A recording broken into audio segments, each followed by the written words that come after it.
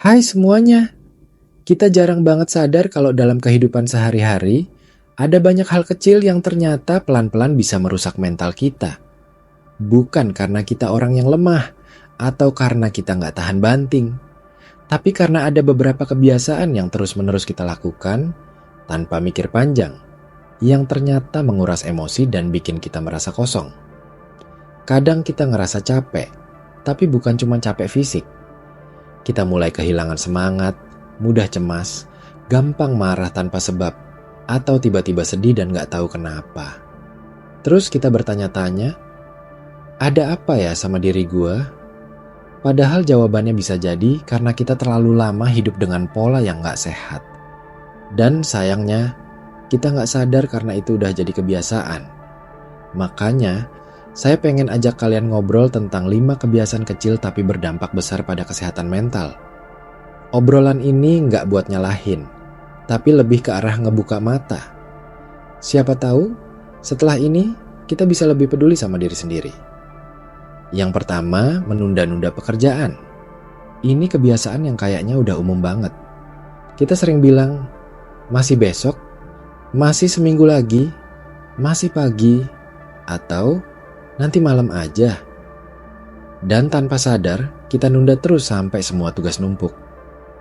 Awalnya sih santai, tapi lama-lama jadi beban.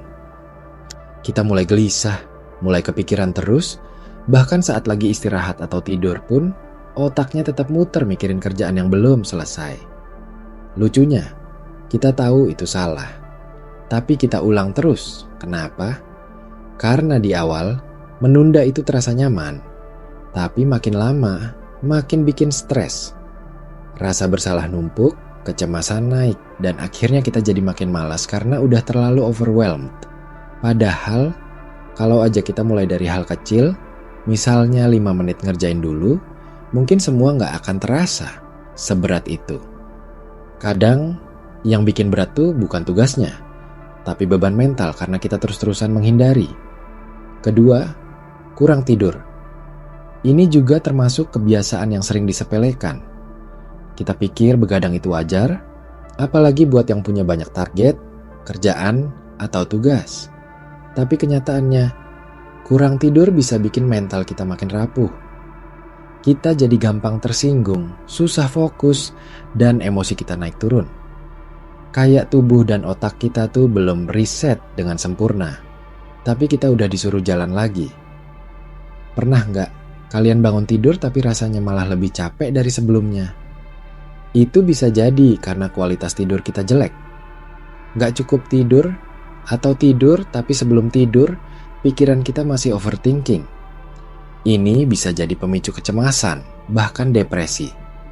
Tidur bukan cuma soal istirahat badan, tapi juga tentang menyeimbangkan hormon dan menenangkan pikiran. Jadi, mulai sekarang, coba deh bikin rutinitas tidur yang lebih sehat. Jauhkan ponsel 1 jam sebelum tidur, tenangkan diri, dan kasih kesempatan otak kalian buat istirahat beneran. Yang ketiga, terlalu banyak main media sosial. Kita nggak bisa pungkiri, media sosial udah jadi bagian dari hidup. Tapi masalahnya, kita sering nggak sadar kalau kita ngabisin waktu berjam-jam scroll tanpa arah. Kita ngelihat kehidupan orang lain yang terlihat sempurna. Mereka jalan-jalan, sukses, happy, produktif, punya pasangan yang romantis, dan sebagainya. Lalu kita mulai ngebandingin, kenapa hidup mereka kayaknya lebih bahagia dari hidup kita? Padahal kita cuma lihat potongan terbaik dari hidup mereka. Yang enggak ditunjukin adalah air mata, kegagalan, tekanan, dan kekosongan yang mungkin mereka rasakan juga. Tapi otak kita nggak bisa membedakan. Yang kita tangkap cuma satu hal, hidup kita kurang. Dan makin lama, ini bisa bikin kita merasa nggak cukup, merasa tertinggal, merasa hidup kita flat dan membosankan. Ironisnya, di saat kita merasa sendirian atau kosong, kita malah lari ke media sosial buat cari pengalihan. Tapi itu bukan solusi. Itu justru menambah beban yang enggak kelihatan. Makanya penting banget buat punya kesadaran saat pakai media sosial. Bukan berarti harus berhenti total, Tapi kita perlu tahu kapan harus berhenti dan kapan saatnya kembali ke dunia nyata, ngobrol sama orang asli, atau melakukan aktivitas yang bikin kita terhubung sama diri sendiri. Kebiasaan keempat adalah memendam perasaan. Ini yang sering banget dilakuin banyak orang, termasuk saya dulu.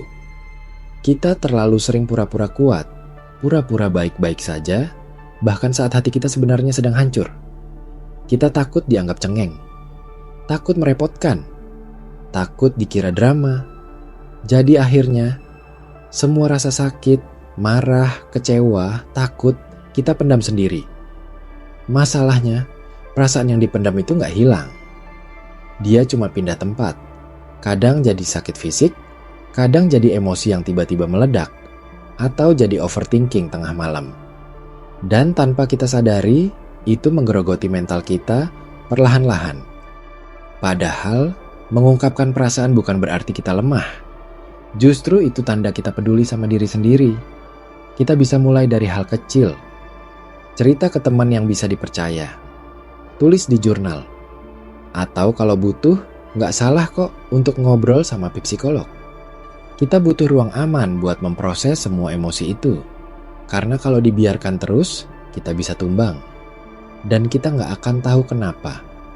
Terakhir, kebiasaan kelima adalah nggak pernah kasih waktu buat diri sendiri. Kita terlalu sibuk mikirin kerjaan, keluarga, tanggung jawab, sampai lupa tanya ke diri sendiri. Apa kabar? Kita jalan terus, sibuk terus, sampai akhirnya kehilangan koneksi sama diri sendiri. Pernah ngerasa hidup kayak robot? Bangun, kerja, makan, tidur, lalu ulang lagi. Itu karena kita nggak punya waktu untuk berhenti dan merasakan hidup.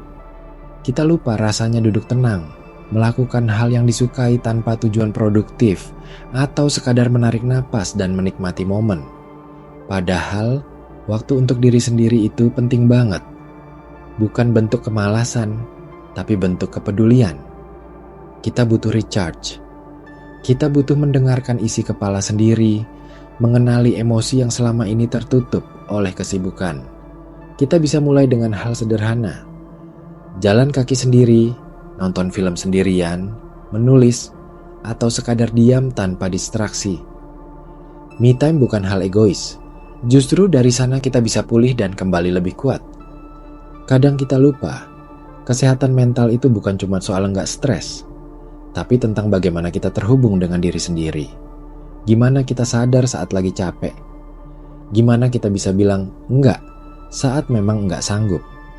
Dan gimana kita bisa mengatur ritme hidup supaya kita nggak kehabisan tenaga buat jadi diri sendiri. Dan dari 5 kebiasaan tadi, mungkin ada yang sekarang masih sering kalian lakukan. Nggak apa-apa, kita semua manusia. Kita semua pernah jatuh ke pola yang sama. Tapi yang penting sekarang adalah kita mulai sadar. Karena dari kesadaran itulah perubahan bisa dimulai. Jangan tunggu sampai mental kita benar-benar ambruk untuk mulai peduli. Kita nggak harus nunggu burnout, depresi, atau kehilangan semangat hidup dulu baru mau memperbaiki. Justru sebelum semuanya jadi terlalu berat, kita bisa mulai dari langkah kecil. Dari satu kebiasaan yang coba kita ubah, pelan-pelan. Karena hal besar selalu dimulai dari yang kecil. Kalian berhak bahagia. Kalian berhak tenang. Dan yang paling penting, kalian berhak punya hubungan yang sehat dengan diri sendiri. Jadi, yuk mulai sekarang kita lebih sadar, lebih sayang sama diri sendiri. Karena gak ada orang lain yang bisa jaga mental kita lebih baik selain kita sendiri.